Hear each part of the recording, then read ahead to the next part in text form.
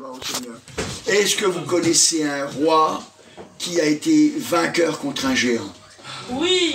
Oui, alléluia. Comment il s'appelle? David. David, alléluia. Gloire au Seigneur. C'est vrai, David, il a été vainqueur contre Goliath, contre le géant Goliath. Et vous savez pourquoi il a été vainqueur? Parce qu'il a confiance en Dieu. Parce qu'il avait confiance en son Dieu. Alléluia. Et vous savez, quand il est allé lutter contre le géant, eh bien, il est allé avec qui? Avec la puissance du Seigneur. Et il est allé avec la puissance du Seigneur. C'est bien, Émilie. Alléluia. Gloire au Seigneur. Il est allé avec la puissance du Seigneur. Gloire au Seigneur. Et c'est pour ça qu'il a été vainqueur. Parce qu'il est allé avec la puissance du Seigneur. Alléluia. Et David, après, eh bien, il a marché droitement avec le Seigneur. Et le Seigneur, eh bien, il dira de David, il dira, c'est un homme selon mon cœur. Alléluia. C'est un homme selon mon cœur. Et vous savez, quand on est béni du Seigneur, et vous l'êtes, et je le suis, alléluia, alors on est en danger. Je vous le dis. Parce que quand on est béni du Seigneur, alors ça veut dire que ouvertement, ça veut dire que sans hésiter, eh ben on est ennemi du diable. C'est ça que ça veut dire. Parce que dès qu'on se met à marcher avec le Seigneur, ça veut dire qu'on est ennemi du diable. Et dès qu'on est ennemi du diable, alors le diable, il n'y a pas de problème. Il nous reconnaît bien comme étant son ennemi. Alors, il nous attaque. Et il cherche des choses pour nous faire pécher. Des choses pour nous faire tomber. C'est important de le comprendre. Parce que des fois, on se dirait, mais je ne comprends pas. Je marche avec le Seigneur et puis je ne comprends pas qu'il y a des choses qui ne vont pas dans ma vie. Et je voudrais vous le dire, c'est vrai, vous aurez des attaques. Vous aurez des attaques. La Bible, elle nous dit, dans le psaume 73, verset 2, pour tous ceux qui ont le cœur pur. Toutefois, mon pied allait fléchir, mes pas étaient sur le point de glisser, car je portais envie aux insensés en voyant le bonheur des méchants. Rien ne les tourmente jusqu'à leur mort, et leur corps est chargé d'embonpoint. Ils n'ont aucune part aux souffrances humaines. Ils ne sont point frappés comme le reste des hommes. Aussi l'orgueil leur sert de collier, la violence est le vêtement qui les enveloppe. L'iniquité sort de leurs entrailles, les pensées de leur cœur se font jour. Ils raillent, ils parlent méchamment d'opprimés, ils profèrent des discours hautains. Ils élèvent leur bouche jusqu'au ciel et leur langue se promène sur la terre.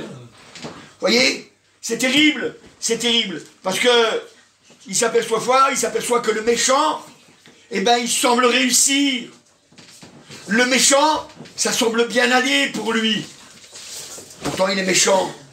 Et c'est vrai que quand on regarde tout ça, eh bien, il dira au verset 7, il dira, déjà au verset 15, si je disais je vais parler comme eux, voici je trahirais la farce, la race de tes enfants. Quand j'ai réfléchi là-dessus pour m'éclairer, la difficulté fut grande à mes yeux. Et après il est dit au verset 17, jusqu'à ce que j'ai pénétré dans le sanctuaire de Dieu et que j'ai pris garde au sort final des méchants. Alléluia, gloire au Seigneur. Voyez, la délivrance, elle est venue quand?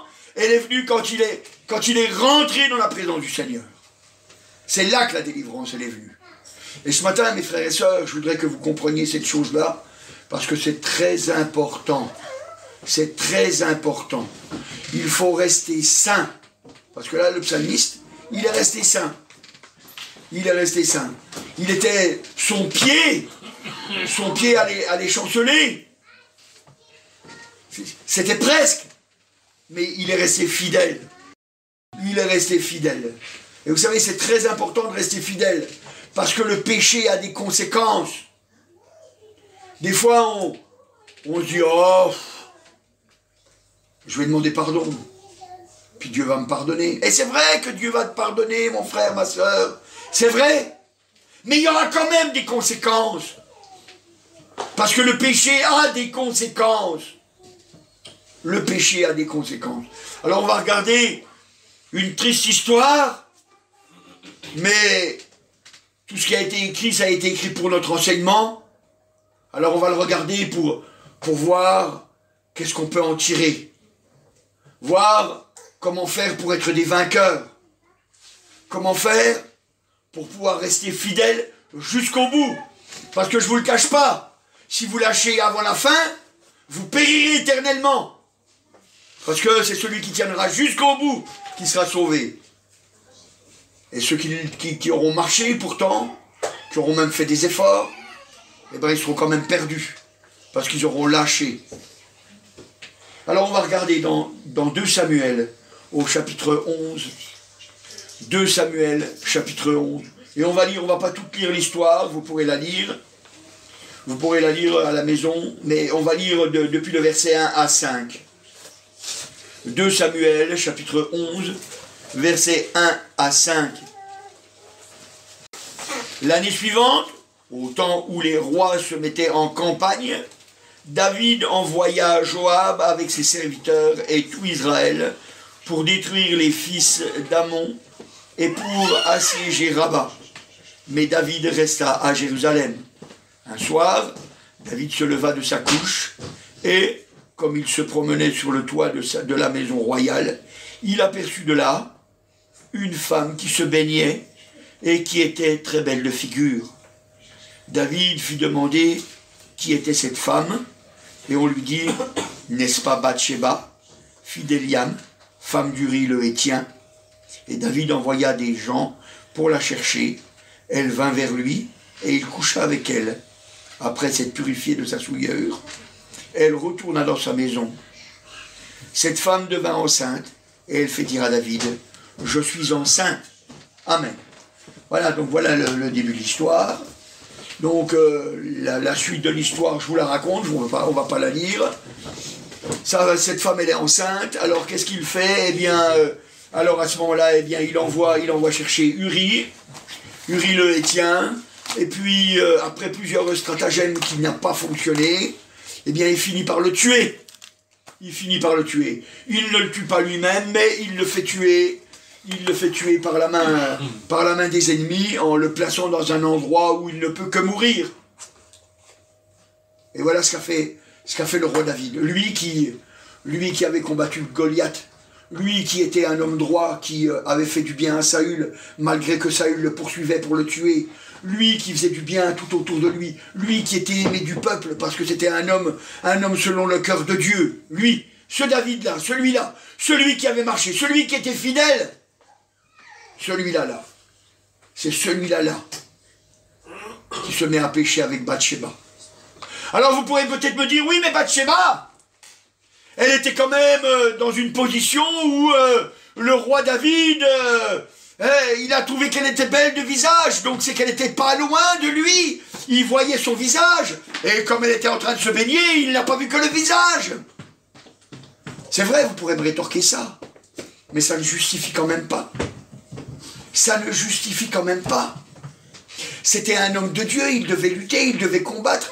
Mes frères et sœurs, nous avons à lutter, nous avons à combattre. C'est pas parce que le péché se présente devant nous, c'est pas parce qu'il est à la porte que nous ne devons pas lutter. Nous devons lutter. Nous devons tenir ferme.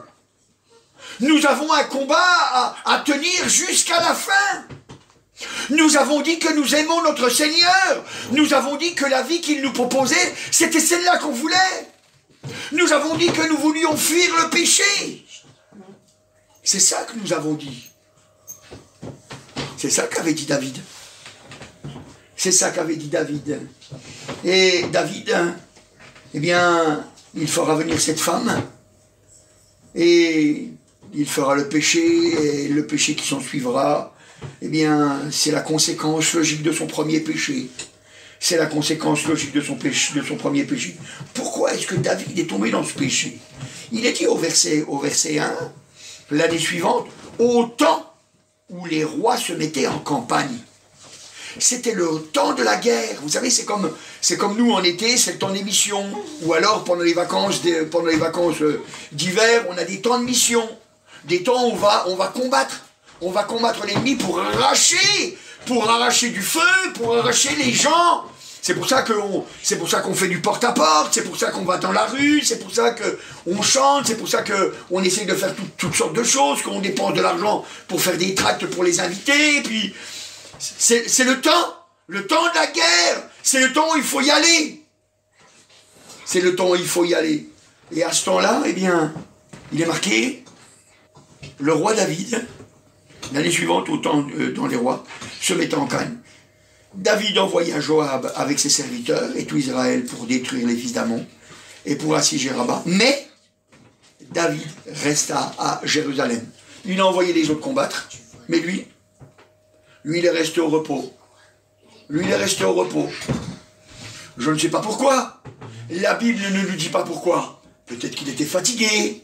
Peut-être que il n'avait pas envie d'y aller parce que c'était un endroit qui ne lui plaisait pas. Peut-être, je ne sais pas. Je ne sais pas du tout pourquoi. Mais je sais une chose, c'est qu'il a envoyé les autres se battre. Et lui qui aurait dû y aller, il n'y est pas allé.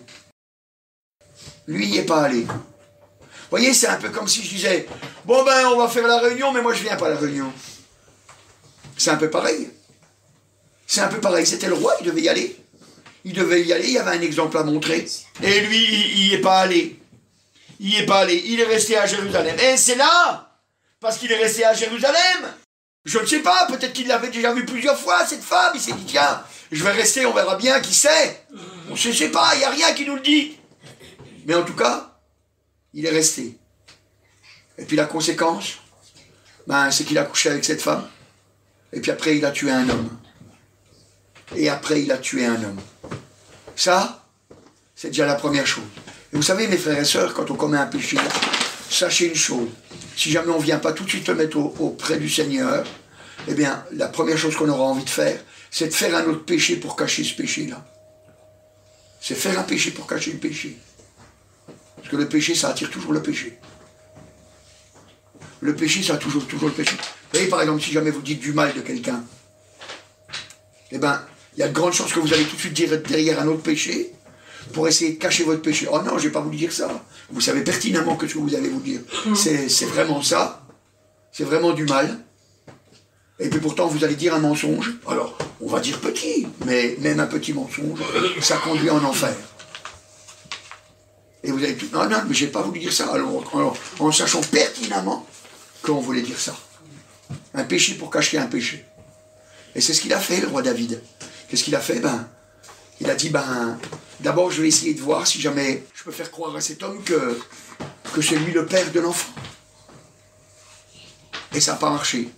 Parce que c'était un homme intègre, c'était un homme droit. Et il trouvait que c'était pas juste qu'il soit là, qu'il jouisse de sa femme, alors que ses frères étaient au combat. Alors quand il a vu qu'il n'a pas réussi, il a dit, j'ai pas le choix, quoi. Maintenant il faut que je le tue. Et c'est ce qu'il a fait. Et c'est ce qu'il a fait. Alors vous voyez, le temps s'écoule, la femme est enceinte, les mois s'écoulent. Dans la tête de David, vous savez, c'est passé. C'est une histoire, elle est classée. Mais pour Dieu, c'est pas classé. Pour Dieu, c'est pas classé. C'est une histoire, elle est encore en cours. Ça continue son chemin. Et voilà que le temps s'écoule.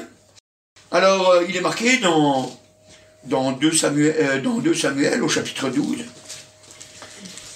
Et au verset 1, il est marqué « L'Éternel envoya Nathan vers David, et Nathan vint à lui et lui dit... » Et puis il lui raconte une histoire. Il lui raconte une histoire.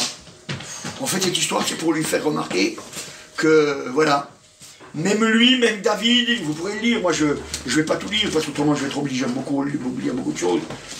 Ça lui raconte l'histoire de quelqu'un qui a abusé de la situation, que il avait des richesses, et puis il aurait pu, sans problème, une femme, il pouvait en avoir une sans problème, Là, c'était des moutons, il parle de moutons, mais il aurait pu avoir, mais bon, il a volé la femme de l'autre. Il a volé la femme de l'autre. Et David, il reconnaît, il est marqué au verset 5, la colère de David s'enflamma violemment contre cet homme, et il dit à Nathan, l'Éternel est vivant, l'homme qui a fait cela mérite la mort. Il reconnaît lui-même. Il reconnaît lui-même qu'il mérite la mort. Il mérite la mort, il le reconnaît. Il a tué quelqu'un. Les assassins, ils étaient tués. Hein. Ils étaient tués, la loi, c'était... Il n'y avait pas de pitié. Hein. Lui, il était roi. Lui, il était roi. Il devait mourir. Il devait mourir. Il devait mourir. Et puis, il le mérite. Et puis alors, bien sûr, Nathan lui révèle. Et puis, quand Nathan lui révèle, il lui dit au verset 10, alors on pourrait lire depuis le verset 9, « Pourquoi donc as-tu méprisé la parole de l'Éternel en faisant ce qui est mal à ses yeux? Tu as frappé de l'épée Uri le Hétien, tu as pris sa femme pour en faire ta femme, et lui tu l'as tué par l'épée des fils d'Amon. » Verset 10. « Maintenant l'épée ne s'éloignera jamais de ta maison parce que tu m'as méprisé et parce que tu as pris la femme d'Uri le Hétien pour en faire ta femme. Ainsi parle l'Éternel, voici je vais faire sortir de ta maison, le malheur contre toi, et je vais prendre sous tes yeux tes propres femmes pour les donner à un autre qui couchera avec elles à la vue de ce soleil. Car tu as agi en secret, et moi je ferai cela en présence de tout Israël et à la face du soleil. » Verset 13.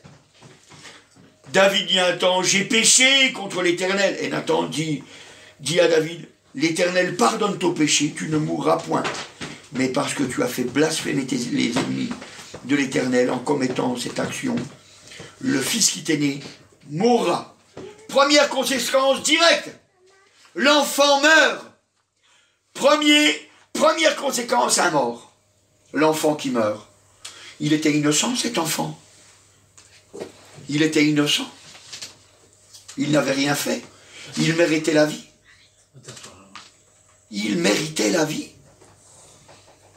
Mais l'enfant, il meurt. L'enfant, il meurt. Alors, c'est vrai que David va lutter, et il a eu bien raison, parce que ça nous a appris des choses.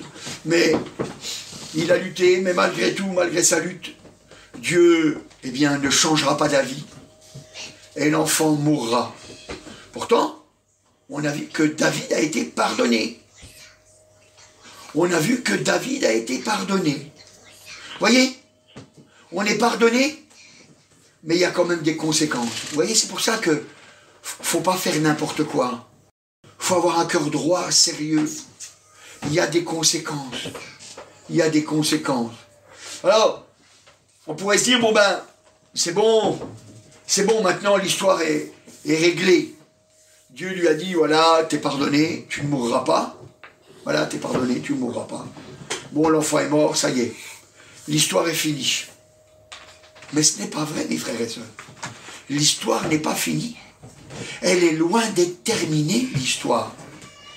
Elle est loin d'être terminée parce que le péché, il y a des conséquences. Ce n'est pas un jeu. C'est très grave. C'est très grave. Alors, donc, le Seigneur lui a dit, au verset 11, il lui a dit, donc chapitre 12, verset 11, il dit, « Je vais faire sortir de ta maison le malheur contre toi. Je vais faire sortir de ta maison. » C'est de la maison de David, c'est là que ça va sortir, le malheur. C'est là qu'il va sortir. Alors, si on regarde un petit peu plus loin, la vie continue son train, et puis David vit sa vie, tout le monde vit sa vie, et puis voilà que le péché commence à produire son fruit. Dans 2 Samuel au chapitre 13, verset 14, alors on va lire depuis le verset 12, même un petit peu avant, verset 12, et lui répondit, « Non, mon frère, ne me déshonore pas, car on n'agit pas ainsi en Israël. Ne commets pas cette infamie. Où irai-je, moi, et avec ma honte? Et toi, tu seras comme l'un des infâmes en Israël. Maintenant, je te prie, parle au roi, et il ne s'opposera pas à ce que je sois à toi. » Mais il ne voulut pas l'écouter. Il lui fit violence, la déshonora et coucha avec elle. Voilà que ça commence. Voilà que ça commence. Voilà maintenant que Amon, il déshonore sa sœur Tamar, il couche avec. Il couche avec, il fait une infamie. Il couche avec. Voilà, ça y est, c'est enclenché. Le système est en route. Et là, pour l'arrêter, c'est difficile. C'est difficile.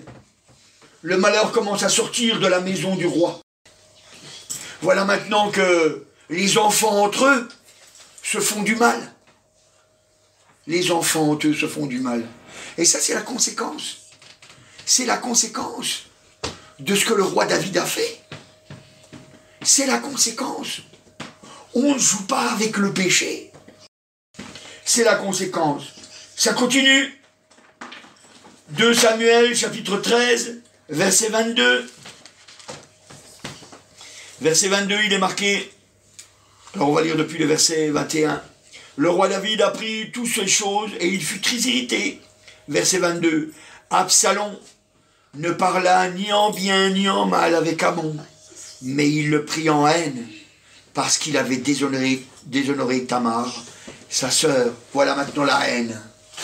Voilà maintenant la haine qui arrive. D'abord, un déshonneur, puis maintenant la haine, le péché qui continue. Il continue à courir, il continue son œuvre, et ça ne s'arrête pas. Et ça ne s'arrête pas. Et c'est terrible, vous savez. C'est terrible. Alors, quand on regarde déjà, on voit déjà un meurtre, et puis après, un vol de femme, et puis après, on voit quoi? On voit un enfant qui meurt. Et puis après, on voit un enfant qui déshonore sa sœur. Et puis maintenant, on voit la haine qui vient dans le cœur d'un autre, dans le cœur de son frère. La haine qui vient. Et vous savez, la haine, elle n'est pas porteuse de bons conseils. Elle n'est pas porteuse de bons conseils. Et comme elle n'est pas porteuse de bons conseils, automatiquement, la haine, elle continue son travail. Elle continue son travail. Dans 2 Samuel, au chapitre 13 et au verset 29, il est dit: les serviteurs d'Absalom traitèrent Amon comme Absalom l'avait ordonné. Et tous les fils du roi se levèrent, montèrent chacun sur son lieu et s'enfuirent. Pourquoi ils se sont enfuis? Parce qu'ils ont tué. Ils l'ont tué. Voilà maintenant un frère qui tue son frère. Voilà déjà 2 meurtres. En voilà déjà 2. 2, parce que le père en a commis un. En voilà déjà 2. En voilà déjà 2. C'est vrai. Le premier, vous allez me dire, il l'a pas tué. Mais si, il l'a tué quand même, par son action. Par son action. Par son action. Et vous savez, le péché, quand il est parti à travailler, quand il est parti à vouloir gagner, c'est terrible. Parce qu'il gagne du terrain. Il gagne du terrain. Et ça ne s'arrête pas là. Alors Amon, il se sauve après. Donc voilà maintenant une famille divisée. Une famille divisée parce que Absalom, il s'en va. Il s'en va parce qu'il a peur de mourir. Il a peur de mourir. Il sait ce qu'il a fait. Il sait qu'il va mourir. Puis, le temps s'écoule. On pourrait dire, ça y est, cette affaire est réglée. Cette affaire est réglée, c'est fini. Avec déjà tout le malheur qui est arrivé. Mais c'est fini. C'est fini. Je ne pense pas qu'il puisse y arriver quelque chose de pire. Mais détrompez-vous, mes frères et sœurs. Détrompez-vous. Le péché, quand il nous tient, il ne veut pas nous lâcher. Il ne veut pas nous lâcher. Et quand il sait qu'il a des droits, alors il les fait valoir. Il le sait. Il sait que la bénédiction est sur la famille. Il le sait. Alors il dit, maintenant, je vais agir. Alors Absalom revient, il revient auprès du roi. Et Absalom, dans sa méchanceté, parce que son cœur de haine n'a pas changé, alors il poursuit son père pour le tuer maintenant. Son père n'a rien dit. n'a rien dit contre son enfant qui avait déshonoré sa sœur. Alors maintenant, il veut se venger. Il veut devenir roi à sa place. Il veut le tuer. Il veut le tuer. Alors il s'allie. Il s'allie pour faire quelque chose de fort. Alors il s'allie avec Achitophel. Achitophel, qui est Achitophel? Achitophel, c'est le grand-père de Bathsheba. Voyez comme les choses sont. C'est le grand-père de Bathsheba. La femme qu'il a prise, celle qu'il a volée, c'est son grand-père.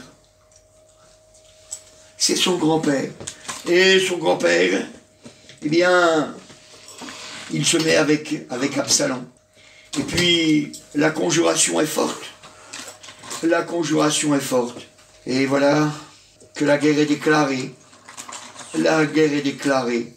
Et puis, on voit que le malheur continue. Le malheur continue. Alors, Absalom, il donne des mauvais conseils. Pas Absalom. Achitophel, il donne des mauvais conseils.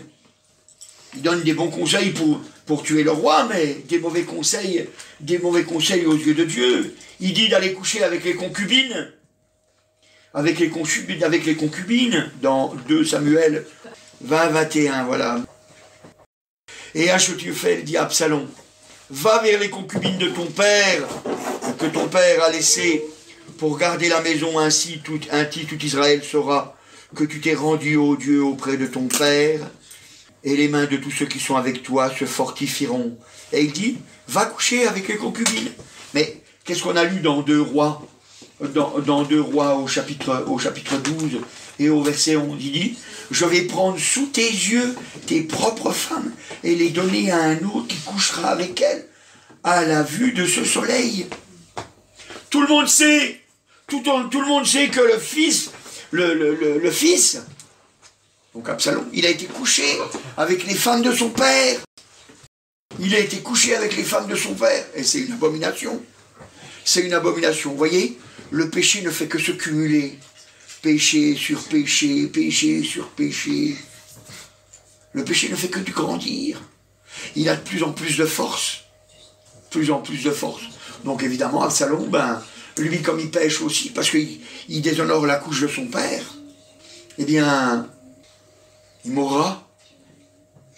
Il mourra. Et Absalom, eh bien un jour, il mourra lui aussi. Et il mourra, pas de sa mort, pas d'une mort naturelle. Il est emprisonné, sa tête est prise dans un térébinthe. Et puis, Joab va venir lui donner la mort dans 2 Samuel, chapitre 18, et au verset 14. Job dit, je ne m'arrêterai pas auprès de toi. Et il prit en main 3 javelots et les enfonça dans le cœur d'Absalom, encore plein de vie au milieu du térébinthe. Et voilà qu'Absalom il meurt. Voilà qu'Absalom il meurt. Voyez le péché, il continue. Mais voyez, je pourrais encore rajouter, parce que David il a péché, mais Bathsheba aussi elle a péché. Bathsheba aussi elle a péché. Il n'y a pas que David dans cette histoire qui a péché. Bathsheba aussi. Bathsheba aussi. Et qu'est-ce qui... Alors, j'ai pas voulu développer sur Bathsheba, mais quand on regarde, la première chose qu'on voit quand même sur Bathsheba, c'est dans 2 Samuel, chapitre 17 et au verset 23. Il est marqué, Achitophel, voyons ce que son conseil n'avait pas été suivi, c'est là son âne, est parti pour s'en aller chez lui. Dans sa maison, il donna ses ordres à sa maison, et il s'étrangla. C'est ainsi qu'Oul mourut. Voyez, c'est terrible. C'est terrible. Voilà même que Achitophel, son grand-père, eh bien, il se donne la mort. Il se donne la mort. L'enfant qui meurt, Absalom qui meurt, Amon qui meurt, Achitophel qui meurt, ça fait déjà 4 morts. Ça fait déjà 4 morts. Pourquoi? Parce qu'il a couché avec une femme. Mais ce n'est pas rien. Alors, voyez là, j'ai pris ce cas. J'ai pris ce cas, mais on aurait pu prendre d'autres cas. On aurait pu prendre d'autres cas. Il y a beaucoup d'autres cas dans la parole de Dieu. Beaucoup d'autres cas. On aurait pu regarder dans les nombres. Nombre chapitre 32. Nombre chapitre 32. Et au verset 7. Et puis c'est Moïse qui parle aux fils de Gad et aux fils de Ruben. Il dit, pourquoi voulez-vous décourager les enfants d'Israël et passer dans le pays que l'Éternel leur donne? Ainsi firent vos pères, quand je les envoyais à Kadès pour examiner le pays. Ils montèrent jusqu'à la vallée d'Escol, et après avoir examiné le pays, ils découragèrent les enfants d'Israël d'aller dans le pays que l'Éternel leur avait donné. Ils ont découragé, ils avaient découragé, ils avaient vu le lieu, c'était un lieu magnifique. C'était un lieu magnifique. Mais vous savez, quand nous, on dit « Alléluia, j'ai donné mon cœur au Seigneur. J'ai donné mon cœur au Seigneur, je vais aller au ciel. Parce que je crois que c'est un lieu magnifique, un lieu où je suis heureux. Parce que déjà sur la terre, j'ai été délivré. Et déjà maintenant, je suis heureux. » Et puis après qu'on ne veut pas obéir à Dieu, puis on prend même des positions ouvertes contre Dieu pour décourager l'Église. Ah, c'est vrai, hein? On prend des positions ouvertes. Non, mais de toute façon, moi, je fais ce que je veux. Ah, c'est vrai, mon frère, c'est vrai, ma soeur, tu fais ce que tu veux. C'est vrai, tu fais ce que tu veux. Mais, en faisant ce que tu veux, bah, tu pêches, toi, et tu conduis l'Église dans le péché. Tu conduis l'Église dans le péché. 40 ans dans le désert. 40 ans dans le désert. Combien sont morts dans le désert? Tous ceux qui étaient au-dessus de 20 ans, ils sont tous morts. Sauf Caleb, fils de Jéphuné, et Josué, fils de Nun. Ce sont les deux seuls qui sont rentrés, parce que c'est les deux seuls qui avaient un esprit différent. Les deux seuls, ils ont dit non, nous on veut obéir à la parole du Seigneur. C'est un endroit merveilleux qui nous envoie. Et en plus de ça, Dieu est bon, parce qu'en plus il a mis des gens, c'est des gens de grande taille. Et comme c'est des gens de grande taille, eh ben, ils ne peuvent même pas se mettre à l'abri sous le soleil. Il y a le soleil qui tape sur leur tête, je veux dire. Ils ne peuvent même pas se mettre sous les arbres. Alors, Dieu, il permet encore que le soleil les tape. Et puis, donc ça veut dire que le Seigneur, il est avec nous, et on va être des vainqueurs. Puis les autres, ils n'ont pas voulu. Ils ont dit, non, on ne pourra jamais, à leurs yeux et aux nôtres, on est comme des sauterelles. On est comme des sauterelles, ils ne veulent pas croire. Et vous savez, c'est ça, quand on dénigre, quand on est... Vous savez, mon frère et ma soeur, je dois te le dire, le chrétien, il doit céder sa volonté. C'est pour la donner au Seigneur. On doit céder notre volonté. Nous n'avons pas à faire ce que nous voulons. Nous n'avons pas à faire ce que nous voulons. Nous avons dit, Seigneur, j'accepte de t'être ton ouvrier. J'accepte de marcher avec toi. J'accepte d'être un exemple. Et c'est ça qu'on doit prendre à cœur. Alors vous voyez, c'est pour ça que ce matin, je voudrais que vous compreniez, et vous savez, quand je prends encore cet exemple-là, il y en aurait encore eu beaucoup d'autres d'exemples à prendre dans la parole de Dieu. Et là, j'ai juste fait un tout petit survol. Un tout petit survol. Des fois, on croit que on peut faire comme on veut, quoi. Mais pourquoi ça n'a pas marché? Mais regardez voir dans Nombre au chapitre 32 et au verset 11, pardon. Il est marqué, verset 11. Ces hommes qui sont montés d'Égypte depuis l'âge de 20 ans au-dessus ne verront point le pays que j'ai juré de donner à Abraham, à Isaac et à Jacob, car ils n'ont pas suivi pleinement ma voie. Car ils n'ont pas suivi pleinement ma voie. Ça veut dire qu'ils l'ont suivi quand même. Ils l'ont suivi. Mais pas pleinement. Pas pleinement. Ils ne se sont pas humiliés pour pouvoir faire la volonté de Dieu. Ils n'ont pas accepté de baisser la tête, de dire « Seigneur, je suis misérable, il faut que tu m'aides, j'y arrive pas. » Ils n'ont pas pleuré pour ne pas pécher. Ils n'ont pas lutté jusqu'au bout. Et mon frère, ma soeur, si jamais tu n'as pas dans ton cœur cette pensée-là, tu mourras. C'est pas un jeu. Alléluia, gloire au Seigneur. Heureusement, nous avons quelqu'un qui a lutté jusqu'au sang contre le péché. C'est Jésus, alléluia. C'est le seul homme sur toute la terre et dans tous les temps. Jésus, il a lutté contre le péché, il a lutté jusqu'au sang. Jusqu'au sang. Oh, vous allez me dire peut-être, oui mais, frère, c'est dur ce que tu dis. Non, mon frère, non, ma soeur, c'est pas dur. On a un Seigneur tout-puissant. On a un Seigneur qui est merveilleux. Il va nous aider jusqu'au bout. Jusqu'au bout, il va nous tenir. Jusqu'au bout. Il va nous faire réussir. Il va nous faire réussir. Mon frère, ma soeur, il faut que tu comprennes que le péché, tu dois le combattre. Tu dois le combattre. La Bible elle nous dit, regardez voir, dans Hébreux, au chapitre 12 et au verset 4, alors on pourrait lire un petit peu avant, au verset 3, « Considérez en effet celui qui a supporté contre sa personne une telle opposition de la part des pécheurs, afin que vous ne vous lassiez point l'âme découragée. Vous n'avez pas encore... » Alors c'est moi hein, aussi, hein, je dis vous, mais c'est moi aussi. « Vous n'avez pas encore résisté jusqu'au sang en luttant contre le péché. » Et puis après, il dit, vous avez oublié l'exhortation qui vous avait été adressée comme à des fils. Vous voyez, puis après, si vous regardez, vous voyez, après, il dit, ne perds pas courage, vous continuez. Si vous continuez plus loin, alléluia, il dit, tu n'as pas lutté juste contre le péché jusqu'au sang. Donc ça veut dire que c'est une vraie lutte. C'est un vrai combat. Vous savez, on peut se laisser facilement aller, mais il faut vite revenir. Et puis il faut dire, non, cette fois-ci, je dois être vainqueur. Moi, j'ai toujours remarqué que quand je veux être vainqueur, je le suis. Parce que Dieu ne ment pas.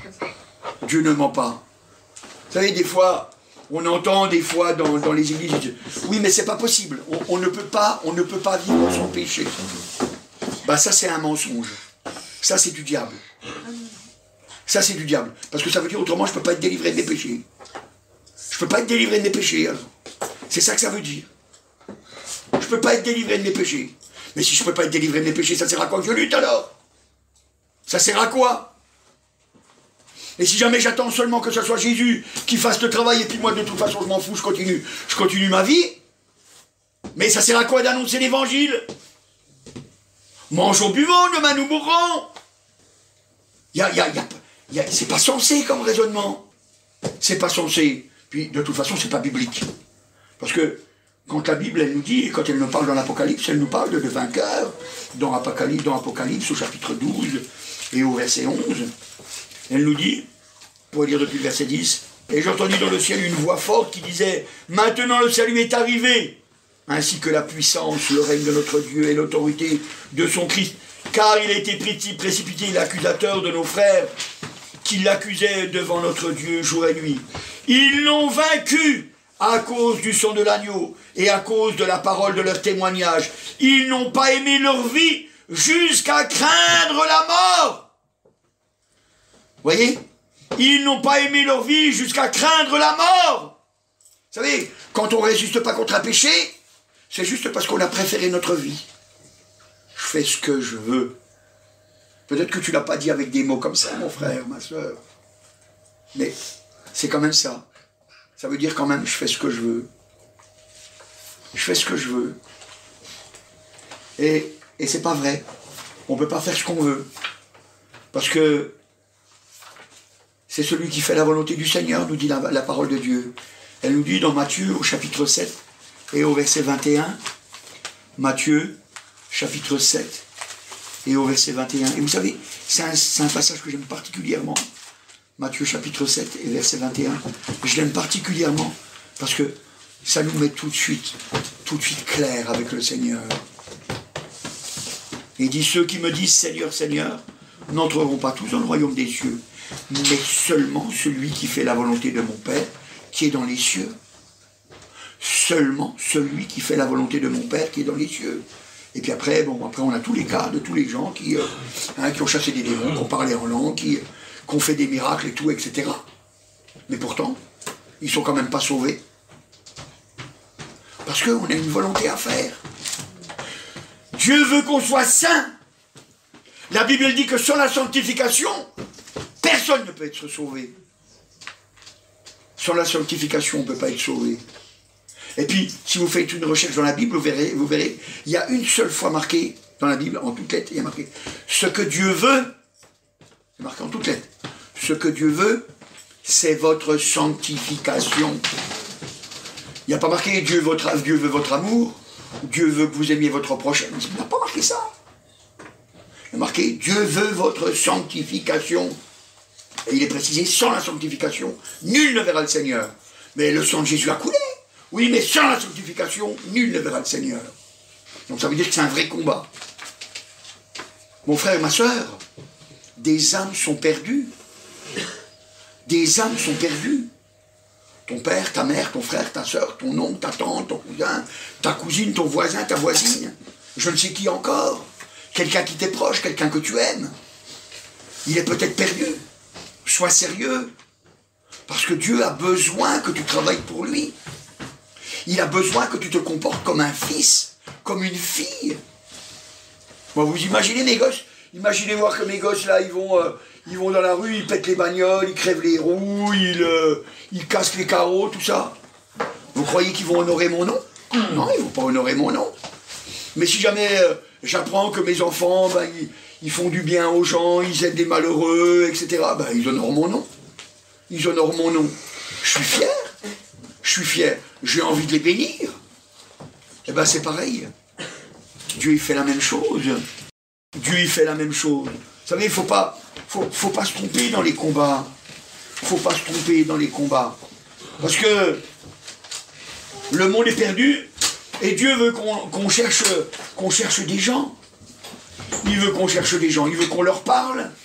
Il veut qu'on leur parle. Vous êtes là parce que quelqu'un vous a parlé une fois. Quelqu'un vous a parlé de Jésus. Quelqu'un vous a dit que vous pouviez être sauvé. C'est pour ça que vous êtes là. Et nous ne ferions pas pareil. Maintenant que nous faisons partie de la famille du Seigneur, maintenant que nous portons son nom, Christ, chrétien, nous devons agir. Nous devons montrer que nous avons de l'intérêt pour notre famille. Nous devons montrer que nous voulons que le sang de Jésus, alléluia, il ne soit pas vain. Nous devons le montrer. C'est pour ça que nous devons prendre courage et témoigner. Et témoigner. Alors, vous savez, je voudrais quand même vous dire une chose, parce que c'est bien de dire toutes ces choses-là, mais je dois quand même aussi vous rajouter une chose, c'est vrai, c'est si tu veux vivre pieusement Jésus-Christ, alors tu vas être persécuté. C'est vrai. Je dois le dire. Si tu veux lutter contre le péché, alors tu vas être attaqué. On va profiter de toi. Et vous savez, le chrétien, c'est pas quelqu'un d'imbécile, il sait réfléchir, il comprend bien ce qui se passe. Il sait bien où en sont les choses. Mais il y a certaines choses qu'on accepte, parce qu'on accepte que c'est passable. On dit tant pis. Vous savez, c'est comme Joseph, vous savez, quand il était maltraité par ses frères, pourtant Joseph il faisait pas de mal. Joseph, il avait des songes, il a dit les songes qu'il avait. Joseph, c'est vrai, il disait à ses parents, enfin il disait à son père, il disait, voilà papa, tu vois, mes frères, ils font telle et telle chose qui sont pas bien. Et puis, ça plaisait pas à leurs frères. Mais pourtant, il avait raison. Il avait raison parce qu'il aimait ses frères. Il aimait ses frères. Et il voulait que ses frères soient sauvés, quoi. Il voulait qu'ils soient sauvés. Alors il a été persécuté par ses frères. Ses frères, ils diront, quand ils se trouveront devant lui, mais sans savoir que c'est leur frère, il dira, quand nous avons vu notre cœur, le cœur de notre frère souffrir, nous n'avons pas eu pitié, ils n'ont pas eu de pitié. Ils l'ont jeté dans le puits, puis après ils l'ont vendu. Quand on regarde un petit peu l'histoire, on s'aperçoit que Joseph, qu'est-ce qu'il a fait? Eh bien, il est resté intègre, il est resté fidèle. Et vous savez, quand il est resté fidèle, on pourrait se dire, mais il n'y a rien gagné, le gars. Il est resté fidèle, et puis au bout du compte, après, c'est la femme de Potiphar qui voulait coucher avec lui. Lui, il n'a pas voulu, il a dit... Qu'est-ce qu'il a dit? Il a dit, pourquoi est-ce que je pécherais? Regardez voir. Dans Genèse, au chapitre 39, et au verset 9, Genèse 39, verset 9, il est marqué, Alors il refusa, on va venir répéter celui-là, il refusa, il dit à la femme de son maître, voici mon maître ne prend avec moi connaissance de rien dans la maison, et il a remis entre ses mains tout ce qui lui appartient. Il n'est pas plus grand que moi dans cette maison, et il ne m'a rien interdit, excepté toi, parce que tu es sa femme. Comment ferais-je un aussi grand péché, un aussi grand mal, et pécherais-je contre Dieu? Et puis il est marqué un petit peu plus loin, juste après, quoiqu'elle parlât tous les jours à Joseph, il refusa de coucher auprès d'elle, d'être avec elle. Il refusa. Il refusa, ça veut dire, il a lutté tout le temps. Même quand il voyait, il a combattu. Pourtant, il aurait pu se dire, bah attention là, la femme de mon maître, elle veut coucher avec moi, c'est la bonne affaire. Maintenant, j'ai un avenir assuré, hein. Tranquille. Hein. Tranquille. Mais lui, il a dit non, non. Dieu me regarde. Dieu me regarde. Je ne pécherai pas. Dieu me regarde. Puis au bout du compte, résultat des courses, qu'est-ce qui s'est passé? Elle a dit un mensonge. Elle a dit qu'il avait cherché à la violer. Et puis, hop, il s'est retrouvé en tôle. On pourrait se dire, quel gain! Quel gain! Ah là là, quel gain! Mais vous savez, le temps s'écoule. Le temps s'écoule, et puis voilà, ben, Dieu le bénit. Puis il se retrouve à la tête de l'Égypte. Il se retrouve à la tête de l'Égypte. Et s'il avait couché avec la femme de Potiphar, même si jamais Potiphar l'aurait pas su, quoique vous savez, hein, ces choses-là, ça finit toujours par se savoir, hop, eh bien, il serait resté là. Hein. Dieu ne l'aurait pas béni. Hein. Dieu ne l'aurait pas béni. Mais là, c'est pas ça qui s'est passé. Lui, qu'est-ce qu'il a fait? Oh, alléluia, il est merveilleux. Eh bien, il a continué à rester fidèle, puis Dieu l'a béni, jusqu'à ce qu'il le fasse monter, eh bien, à la tête du gouvernement. À la tête du gouvernement. Et là, ben, ses frères sont venus. Tout le mal qu'ils avaient fait, ben, ils allaient se retrouver face à quelqu'un qui aime Dieu, quelqu'un qui veut obéir à Dieu. Et qu'est-ce qu'il dira? Qu'est-ce qu'il dira à ses frères? Dans Genèse, au chapitre 45 et au verset 5, « Maintenant, ne vous affligez pas et ne soyez pas fâchés de m'avoir vendu pour être conduit ici, car c'est pour vous sauver la vie que Dieu m'a envoyé devant vous. C'est pour vous sauver la vie que Dieu m'a envoyé devant vous. » Voyez, lui, il a un autre regard. Il n'a pas un esprit vengeur. Mais voyez, ses frères, parce qu'ils ont mal agi avec lui. Alors, il y a quelque chose qui va durer dans leur cœur. Il y a quelque chose qui va continuer dans leur cœur. Une crainte. Parce que vous savez, le péché, ça donne une crainte. Mais une mauvaise crainte. Et cette crainte, elle suivra. Là, quand Joseph les a rencontrés, il avait 39 ans. Et quand son père va mourir, dans Genèse au chapitre 50, Genèse chapitre 50, et au verset 20 et 21, il dit, alors on pourrait lire même depuis le verset 19, « Soyez sans crainte, car suis-je à la place de Dieu? Vous aviez médité de me faire du mal. Dieu l'a changé en bien pour accomplir ce qui arrive aujourd'hui, pour vous sauver la vie. » Et pour sauver la vie à un peuple nombreux, verset 21. « Soyez donc sans crainte, et je vous entretiendrai, vous et vos enfants. » Et il les consola en parlant à leur cœur. Voyez?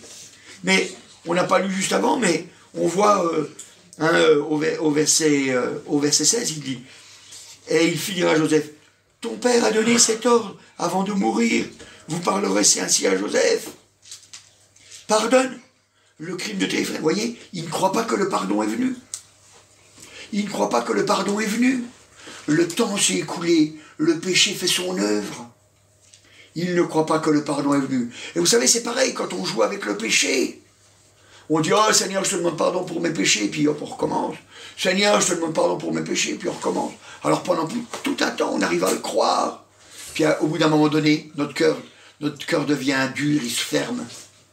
Et on n'arrive plus à croire. Vous savez, c'est comme Judas. Il a dit, j'ai péché contre le sang innocent. Et puis il a été jeté les pièces au milieu du temple. Il a regretté. Mais pas un regret à salut. Il reconnaît qu'il est pécheur, mais pas pour son salut. Et puis résultat des courses, eh ben, il va se donner la mort. Il va se donner la mort. Alors ce matin, alléluia, je voudrais que vous ayez un cœur comme Joseph, qui lui regarde les choses autrement. Lutter, tenir ferme pour pouvoir être envoyé devant les autres, pour pouvoir servir de bénédiction aux autres. C'est vrai, Dieu l'a envoyé. Dieu l'a envoyé devant ses frères.